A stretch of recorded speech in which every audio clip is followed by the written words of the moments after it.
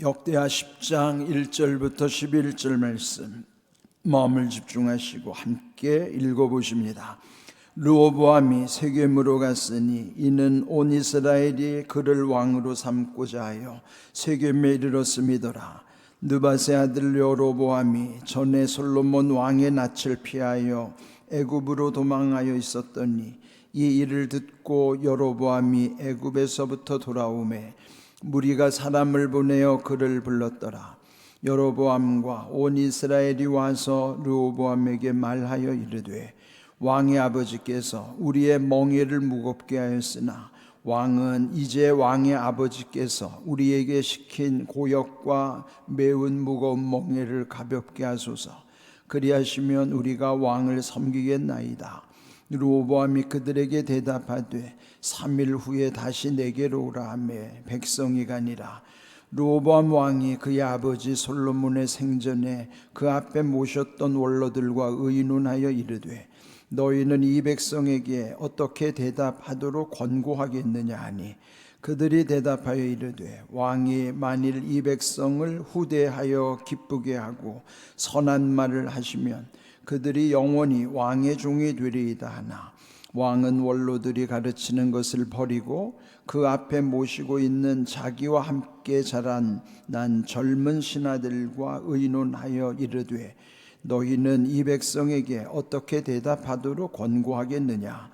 백성이 내게 말하기를 왕의 아버지께서 우리에게 매운 멍에를 가볍게 하라 하였느니라 하니 함께 자라난 젊은 신하들이 왕께 말하여 이르되 이 백성들이 왕께 아뢰기를 왕의 아버지께서 우리의 멍에를 무겁게 하였으나 왕은 우리를 위하여 가볍게 하라 하였은즉 왕은 대답하시기를 내 새끼손가락이 내 아버지의 허리보다 굵으니 내 아버지가 너희에게 무거운 멍에를 매게 하였으나 이제 나는 너희의 멍에를 더욱 무겁게 할지라. 내 아버지는 가죽 채찍으로 너희를 치셨으나 나는 전갈 채찍으로 하리라 하소서 하더라. 아멘.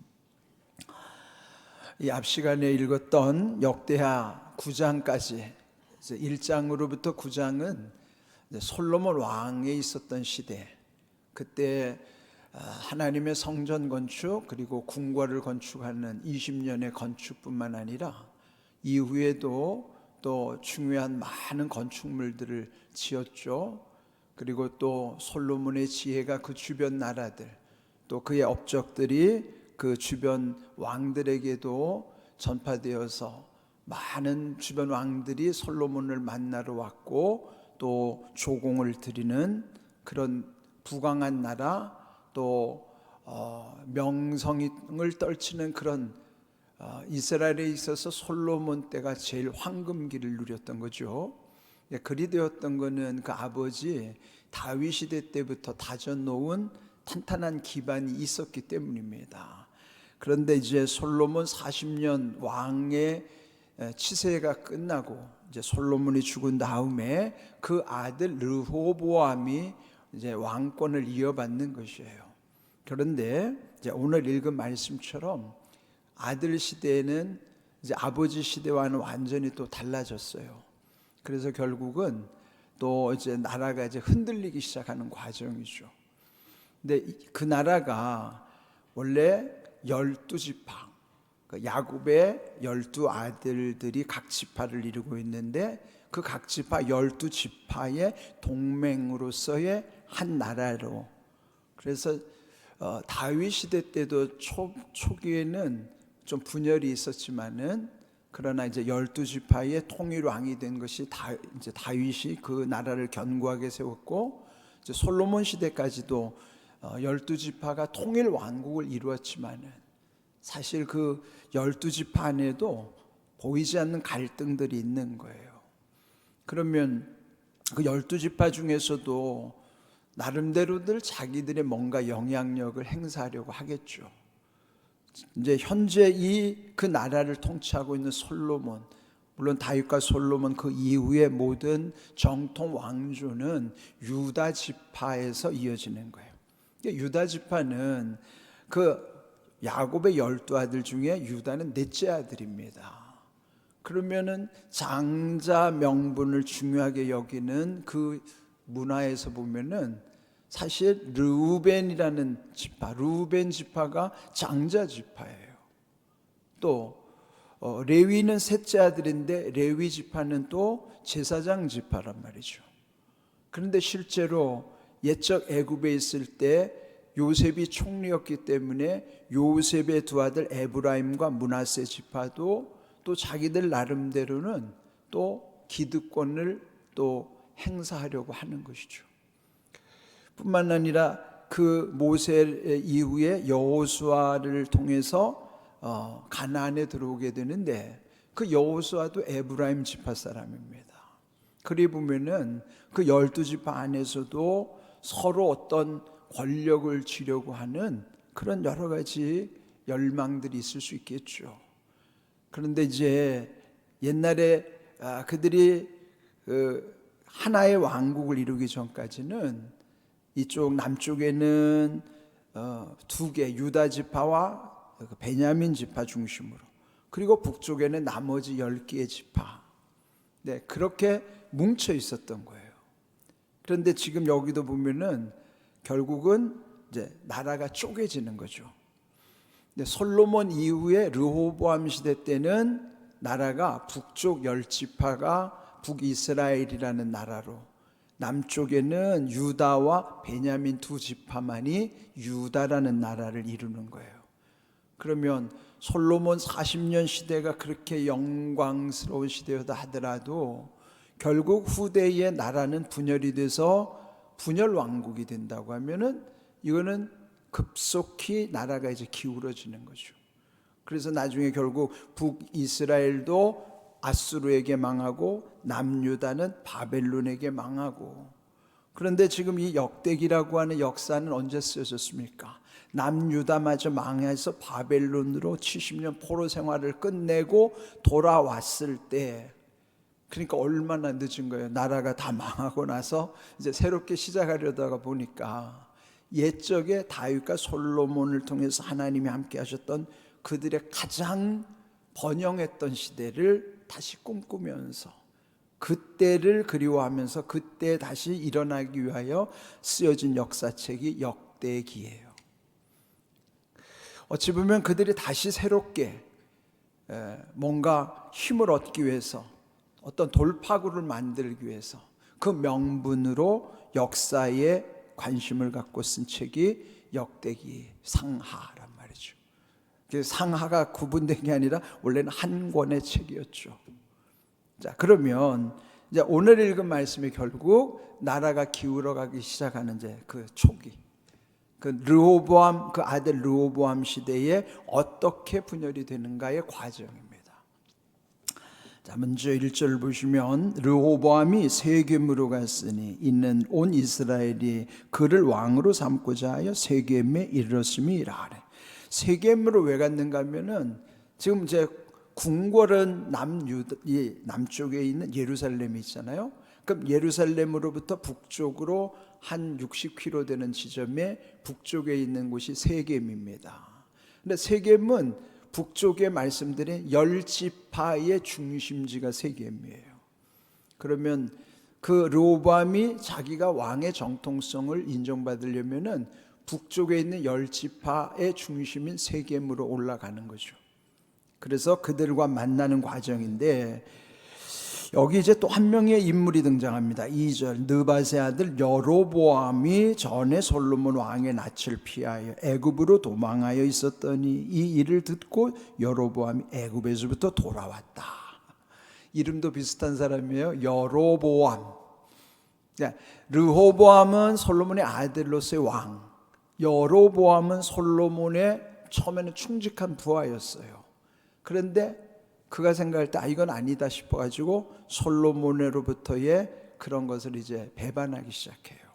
그러다가 그가 솔로몬 시대에는 애굽으로 도망을 가서 망명 생활을 하다가 솔로몬이 죽었다는 소식을 듣고 다시 귀국을 하는 거예요. 그렇게 해서 결국은 북쪽 10지파는 여로보암, 망명 갔다 돌아온 여로보암, 옛적에 솔로몬의 충직한 신하였지만은 그 여로보암을 중심으로 뭉치기 시작한 거예요. 그래서 결국 나중에 그 북왕국의 10지파를 다스리는 왕이 여로보암이 되는 거예요. 남쪽은 르호보암이 2지파, 북쪽은 여로보암이 10지파. 그래서 북이스라엘은 여로보암, 남유다는 르호보암이 이렇게 쪼개지는 거예요. 그 과정 중에 왜 쪼개지게 됐는가? 3절, 그 무리가 위에 10지파 중심으로 사람을 보내서 이 여로보암을 불렀던 거예요. 여로보암과 온 이스라엘이 와서 르호보암에게 말하여 이르되 왕의 아버지께서 우리의 멍에를 무겁게 하였으나 왕은 이제 왕의 아버지께서 우리에게 시킨 고역과 매운 무거운 멍에를 가볍게 하소서. 그리하시면 우리가 왕을 섬기겠나이다. 지금 이들이 르호보암을 찾아와서 당신 아버지 솔로몬 때 이 백성이 너무 고역을 치렀습니다. 왜 그랬을까요? 성전 짓는데 7년, 왕궁 짓는데 13년, 나머지 건축물들을 짓느라고 40년 내내 건축하는데 불려다니면서 그거 누가 다 감당합니까? 백성들이 다 징집당해가지고 그 고생을 다 한 거죠. 그러다 보니까 아주 지친 거예요. 건축에 동원되느라고 백성들이 아주 탈진이 된 거예요. 그래서 아버지 솔로몬 때 메웠던 그 멍에를 이제는 좀 그 무겁게 했던 것들을 가볍게 하십시오. 그거를 이제 호소하러 온 거예요. 이 멍에라고 하는 게 뭡니까? 멍에라고 하는 거는 억지로 지어진 짐, 억지로 묶여있는 상태. 그런데 오늘 이 본문에 우리가 읽은 말씀에 보면은 멍에 그리고 무거운 멍에라는 말이 6번이나 반복됩니다. 멍에라고 하는 것이 오늘 우리에게 없어요? 우리도 마음에 이 몸에 짊어진 것이 아니라 우리 안에 다 멍에가 있어요. 마음에 눌려 있고 눌린 것이 다시 묶여 있고 묶여 있는 것이 다시 갇혀 있고 그것이 막혀 있는 상태. 그러니까 멍에라고 하는 것은 오늘 우리에게도 내 마음속에 있는 눌리고 묶여 있고 막혀 있고 갇혀 있는 이런 모든 상태가 우리에게는 다 멍에예요. 우리 인생은 누구나 할 것 없이 멍에로부터 자유롭지가 못합니다. 다 모두 각자 자기들 나름대로 크든지 작든지 간에 감당할 수 있든지 없든지 간에 다 멍에들을 짊어지고 살아요. 그러니까 이 말씀을 읽으면서도 이 말씀이 오늘 내게 주시는 말씀인 거예요. 왜요? 나에게도 멍에가 있으니까요. 자, 그래서 지금 이 여로보암 중심으로 그 백성들이 르호보암을 찾아와 가지고 이 멍에를 가볍게 해 주십시오 그랬거든요. 자, 이때 르호보암이 5절 대답하기를 3일 후에 다시 오라. 그때 답을 주겠다. 그리고 3일 동안 한 일이 이제 자문을 구하는 거예요. 첫 번째 자문을 구한 것이 6절. 르호보암이 아버지 솔로몬 때 함께했던 원로들에게 의논을 했더니 그들이 무슨 답을 줬는가? 7절. 왕이 만일 이 백성을 후대하여 기쁘게 하고 선한 말을 하시면 그들이 영원히 왕의 종이 되리이다. 참 좋은 말을 했어요.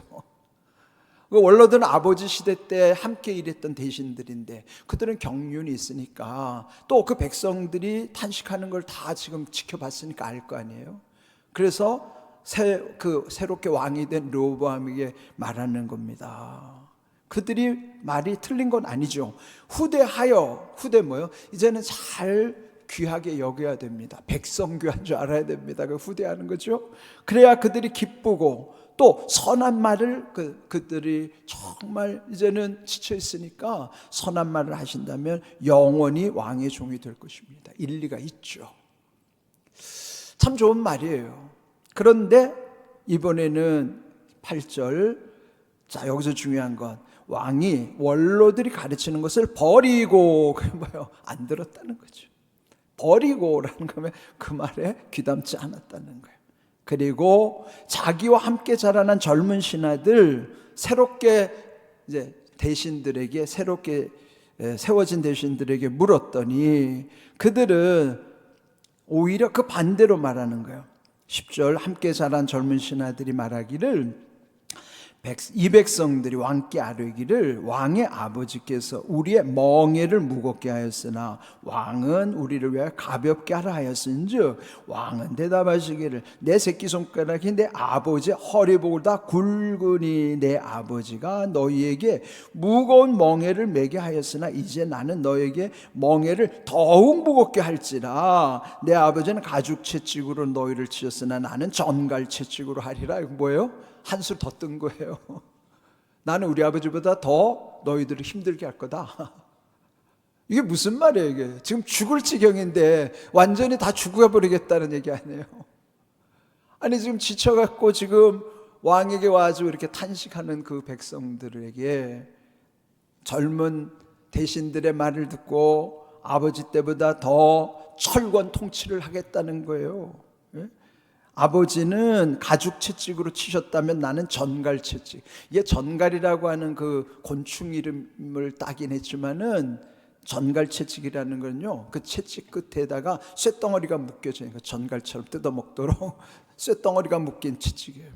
가죽 채찍은 그 짐승 가죽은 그날 치면 그것도 물론 얼마나 아파요. 그런데 거기다가 짐승의 뼈나 어떤 쇠를 갖다가 박아놓은 예수님이 맞았던 채찍이 이런 전갈 채찍이에요. 그런 채찍은 몸에 한번 딱 박히면 살점이 뚝뚝 떨어지는 거예요. 그게 얼마나 잔인합니까? 옛날에 노예 시대들은 노예들은 그렇게 살점이 뚝뚝 떨어지는 거예요. 예수님이 맞은 그 채찍은 한번 칠 때마다 살점이 뚝뚝 떨어지는, 피가 툭툭 튀는 그런 채찍이라. 그런데 솔로몬 때 가죽 채찍으로 너희를 다스렸다면 나는 전갈 채찍으로 너희를 다스릴 거다. 이게 무슨 말입니까? 그러니 이 나라가 제대로 되겠습니까? 그래서 결국 쪼개지는 거예요. 자, 중요한 거는 뭘까요? 르호보암이 현장을 살피는 거 중요하죠. 원로들의 말도 듣고 젊은 사람들의 말도 듣고, 그런데 원로들의 한 말은 좋은 말을 귀를 막고 오히려 자기가 듣고 싶은 말에만 쏠깃한 거예요. 이게 문제죠. 더 중요한 건 뭐죠? 그 현장에서 들려오는 소리를 듣는 것도 중요하지만 마지막 들은 소리를 가지고 하나님께 아뢰었어야 돼요. 하나님께 물었어야 돼요. 이걸 놓친 거예요. 우리가 현장에서 경험하고 들려오는 소리 다 중요하죠. 저도 이 교회를 이끌어가는 리더십을 발휘할 때 제일 중요한 거는 현장의 소리를 듣는 거예요. 저 주일마다 2부 예배 마치고 3부 예배 전에 현장을 계속 돌아다니는 거예요. 예? 우리 교회 학교 다 돌아보고 어르신들 돌아보고 식당 돌아보고 찬양대 돌아보고 현장을 다 돌아봐요. 왜 그럴까요? 거기서 현장에서 소리를 듣는 거예요. 우리의 문제는 현장에 답이 있다. 줄이면 우문현답이에요. 우리의 문제는 현장에 답이 있다. 우문현답이란 말이에요. 현장 중요해요. 그래, 현장보다 더 중요한 건 현장에서 들려오는 소리를 가지고 하나님께 물어야 돼요. 아버지, 어떻게 해야 합니까? 이런 소리도 들리고 저런 소리도 들리는데 어떻게 해야 합니까? 결국은 하나님의 소리를 들어야 되는 거예요. 여러분이 저하고 대화를 하면은 제가 일방적으로 말하는 것 같죠? 천만의 말씀이에요. 저는 현장의 소리를 다 듣습니다. 여러분은 여러분 주위에 있는 소리밖에 못 들어요. 저는 그 소리도 듣지만 또 다른 소리도 듣고 마지막은 하나님께 구합니다. 그리고 결정을 내리는 거예요. 제가 여러분에게 말하는 거는 제가 저만의 독단적인 이야기가 아닙니다. 현장의 소리를 듣고 하나님께 기도하는 거예요. 그래서 제가 하는 말을 여러분이 저의 독단이라고 생각하면은 그건 큰 오산이죠. 성경의 원리가 그렇습니다. 현장의 소리를 듣고 하나님께 구해야 하는 것이 답이에요. 우리는요, 우리의 경험에 의존하면 안 됩니다. 경험 중요하죠. 무시하라는 게 아니에요. 참고하는데, 그러나 결론은 하나님께서 말씀에서 어떻게 주시느냐를 찾는 거예요. 이 교회는 특정인의 교회가 아닙니다. 모두의 교회이기 때문에 모두가 함께 섬기는 교회를 만들어 가야 하는 거예요. 그것이 담임 목사가 감당해야 되는 책임입니다. 여러분 이거를 아셔야 돼요. 그리고 오늘 주제처럼 무거운 멍에라고 하는 건 우리 모두에게 다 있어요. 이거 원로들의 말대로 한다고 해결이 될 것 같습니까? 안 됩니다. 영원이라는 말이 여기 보면은 우리가 할 수 있는, 감당할 수 있는 말이 아니에요. 말은 좋죠. 백성들을 후대하고 기쁘게 하고 선한 말을 한다면 영원히 왕의 종이 되리라는, 영원이라는 말이 인생에게 가당합니까? 하나님께서만이 하실 수 있는 표현이에요. 그래서 우리는 우리가 이렇게 아무것도 아니라는 존재를 먼저 알고, 무거운 몽에는 우리의 문제이긴 맞지만은 이 문제를 우리가 풀 수가 없어요. 누가 풀까요? 예수님이 우리를 초청하시는 거예요. 우리가 오늘 부른 찬송가에도 있지만은 그 찬송의 주제는 마태복음 11장 28절입니다. 우리 본문을 함께 읽습니다. 수고하고 무거운 짐진 자들아 다 내게로 오라. 내가 너희를 쉬게 하리라. 무거운 짐, 그게 멍에예요. 이 멍에를 짐진 인생 누구나 다 지고 있어요. 그래서 우리 모두를 다 부르시는 겁니다. 다 내게로 오라. 예수님이 오라고 하시는 거예요. 왜 오라고 그럴까요? 쉬게 하리라. 뭐예요? 이 멍에를 다 내려놓고 쉼을 주신 안식의 은혜를 주시겠다는 거예요. 그 다음 29절을 읽어볼까요? 나는 마음이 온유하고 겸손하니 나의 멍에를 메고 내게 배우라. 그리하면 너희 마음이 쉼을 얻으리니. 멍에가 어디서부터 풀려야 돼요? 마음에서부터 풀려야 됩니다. 마음의 쉼을 얻어야 되는 거예요. 그러려면 어떻게 해야 될까요? 마음이 온유하신 주님, 겸손하신 주님, 나의 멍에가 뭐예요? 십자가예요. 예수님 십자가 안으로 들어오라는 거죠. 예수님 십자가 안에서만이 그 십자가를, 예수님 십자가를 메고 예수님의 십자가를 배우라는 거예요. 그러면 예수님이 우리의 모든 짐을 다 지셨기 때문에 십자가에서 모든 짐이 풀리는 겁니다. 그 멍에도 십자가에서 풀리는 거예요. 왜? 예수님이 그걸 다 지셨으니까.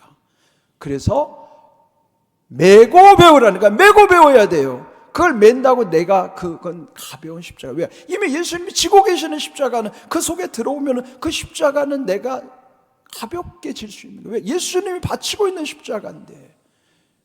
여러분의 멍에를 예수님 십자가 안으로 들어가시기 바랍니다. 거기서 풀리는 거예요. 오늘 여기 주신 말씀을 잘 기억하시고, 여기에 오늘 르호보암이 왜 이 나라가 분열이 됐는가를 원인을 아셔야 돼요. 하나가 되는 이유, 그 모든 문제가 풀리는 것은, 무거운 멍에는 그들이 탄식한다고 해서 그들이 해결할 수 있는 것이 아니라 예수님이 초청한 말씀처럼 주님의 십자가 안으로 들어올 때 이런 모든 인생의 무거운 짐, 명예, 멍에와 결박, 이런 모든 속박된 것들이 다 거기서 풀린다는 사실을 기억하십시오. 예수님의 십자가 답인 줄로 믿습니다. 여러분이 나 십자가 안으로 들어오셔서 모든 것이 풀려지는 은혜가 있기를 주님의 이름으로 축복합니다. 아멘.